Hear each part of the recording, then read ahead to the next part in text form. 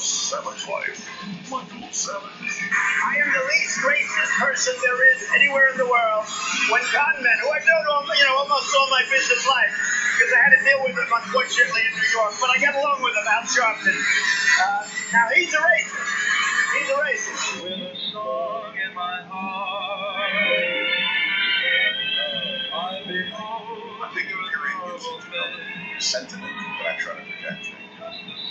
Who is that, Albertino? That's Frank Sinatra. So it doesn't sound like him. So here's the story. Okay, Trump's insults. He and I are both in Queens, and I'll explain to you how his mind works.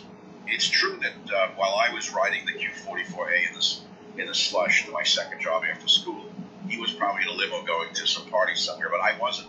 But we did breathe the same air. We have the same mentality in the sense of we never accept anyone's insults. No matter who insults you, you answer them back. So when I open up this morning, the Drudge Report, it says, Wire says Trump's trash dog turns off suburban women. And I said to myself, I don't really believe it. Do you believe the Associated Pets, PETS, or if you're Jewish, PETS, PETZ? Do you believe the Associated Pets story about Trump, that suburban women recoil as Trump dives into racial politics? AP Associated Pets. They write, many professional suburban women, a critical voting bloc in the 2020 election, recoil at the abrasive, divisive rhetoric, exposing the president to a potential wave of opposition in key battlegrounds across the country. In more than 36 interviews, blah, blah, blah, blah. The interview in suburbs outside Philly, Milwaukee, Detroit, and Denver are a warning light for the Republican presidential election, blah, blah, blah. So they're trying to say that Trump's brazen nature and his response to virtually every insult is costing him white suburban women voters. I don't know whether to believe it or not. I'm not happy with it. I don't think he should elevate these lowlifes to the level of a presidency, but I understand where he's coming from. He's not an ordinary politician. He's not an ordinary president. He didn't come up the ladder of politics where you learn to constrain himself. He grew up in a rough and tumble world of not so much in the family, although his father was a contractor. I can guarantee it wasn't an easy life for him either. I'm talking about building huge buildings. In building huge buildings, you got to deal with the unions. Do I have to spell out what that means in New York or anywhere else? Do I have to say electrical union, the Brotherhood of Electricians, the Brotherhood of Carpenters?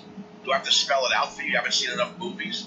So in order to deal with these guys, you got to learn how to talk their language. That's what he does. So when you get a low life, and I'd like to use the word, but it's a family show. If it was a movie with Joe Pesci, I'll tell you what I think about Sharpton. But I can't use the word that I would use if I were Joe Pesci in a movie for Al Sharpton. But that low-life street rat has the nerve to attack the president. What do you think the president's going to do? So that's where it comes from. I understand it very well. Look, let me give you an example. I have to make it very personal for a second before we get into all the other. There's a debate tonight. Who do you think will win and who's going to run against Trump? Trump's language. Bernie Sanders, who's now Jewish, attacking Israel. Typical leftist communist bum. I'm going to ask you, what are examples of corruption in your city? Do you believe the Associated Press story about Trump? All of that and more. But I want to go back to why I understand Trump's visceral reaction to insults. When I'm off the air, I'm a very, very reserved, quiet person. I never, ever go out of my way to talk to people. I try to avoid them. I don't want them even looking at me. Most don't know who I am because I'm on radio, not television. I'm getting in my car this morning. I had to rush to the supermarket to buy stuff. I ran out of everything. I was in a rush. So I rushed to the supermarket. And I rushed back the cart to my car.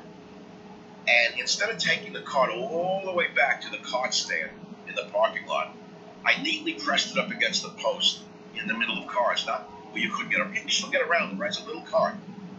I get in my car and I see a mean-faced, clipped-haired woman pull in as quickly as she could with a Mini Cooper and stare at me. And she'd move her head left to right. Typical Marin County man-hating controller. Left to right goes the head. So I'm not one to let anyone give me a head job like that. I roll my window down. I said, excuse me, are you signaling me in some way?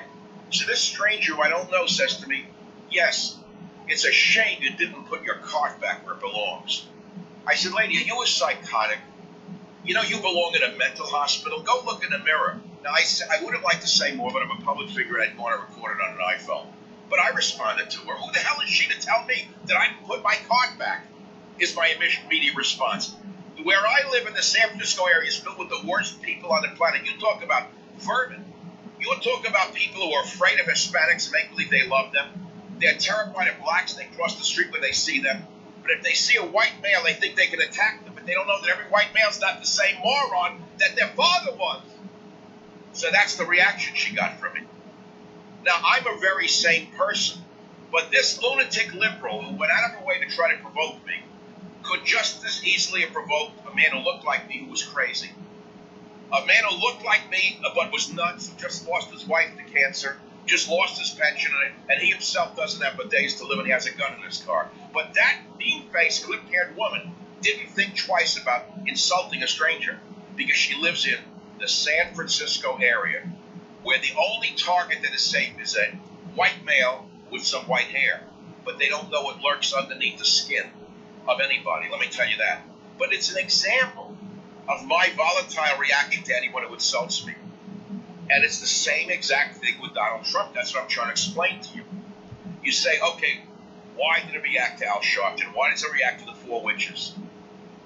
The answer is because he's offended by it. And anyone who offends him, it becomes a personal offense. So no, I don't really believe that Trump's trash talk turns off suburban women necessarily. Yes, some, for sure. They want a more polite president, but I'm not so sure that they're willing to throw their vote away just because they want a little more politeness in the White House. I'm not sure of that. But I'm open to this suggestion. So, I tweeted it out, put it up on michaelsavage.com. Do you believe the AP Associated Press poll which says Trump losing suburban win voters owing to insults? And here's the answers we got.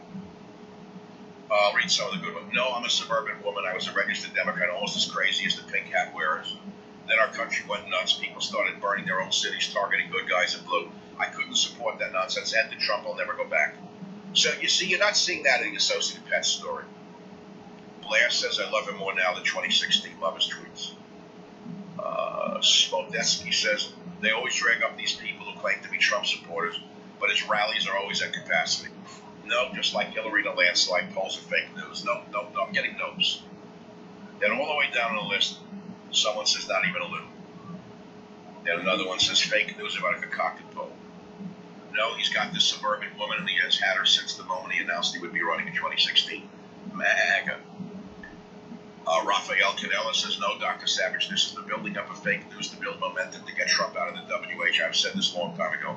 Every accusation is for their own fire to keep burning. No more just fake smoke. They will spew crap until 2020, so idiots don't forget, not me. One woman says something to the contrary. He's lost me. And meaning her, not me. And another one says DJT needs to lay off Twitter. He is his own worst enemy. So it's a mixed answer.